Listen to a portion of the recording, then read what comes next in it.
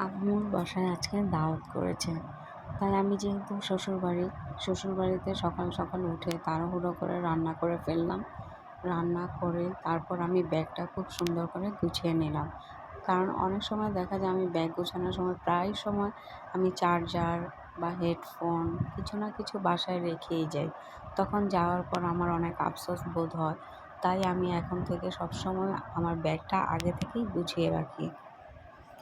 আমি আমার দরকারি জিনিসগুলো খুব সুন্দর করে ব্যাগে ভরে নিচ্ছি মনে থাকতে থাকতে।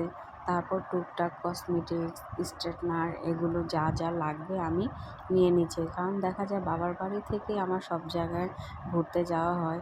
শ্বশুরবাড়িতে দেখা যায় আমার হাসব্যান্ড যেহেতু থাকে না, তাই সেই অনুযায়ী আমার বাইরে তেমন একটা বের হওয়া হয় না। তাই আমি সব কিছু আমার প্রয়োজনীয় জিনিসগুলো নিয়ে নিচ্ছি। গুছানোর পরে তারপর এখানে আমি একটু নাস্তা করে নিব। যেহেতু আমি রান্না করার সময় আমি নাস্তা খাওয়ার সময় পাইনি। তো এই তো একটু এখানে হটডগ আছে। আমি সবগুলো খেতে পারিনি, যতটুকু পসিবল ছিল আমি খেয়ে নিয়েছি। তো আলহামদুলিল্লাহ খুব মজার ছিল।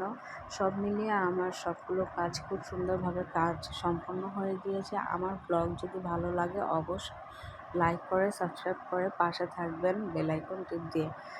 তো এই তো আমি রেডি হয়ে গেলাম। আমাকে কেমন লাগছে অবশ্যই জানাবেন। আমি 5 মিনিটের মধ্যে রেডি সেডি হয়ে ব্যাগ ট্যাগ গুছিয়ে আলহামদুলিল্লাহ খুব সুন্দরভাবে সেফলি বের হয়ে গেলাম।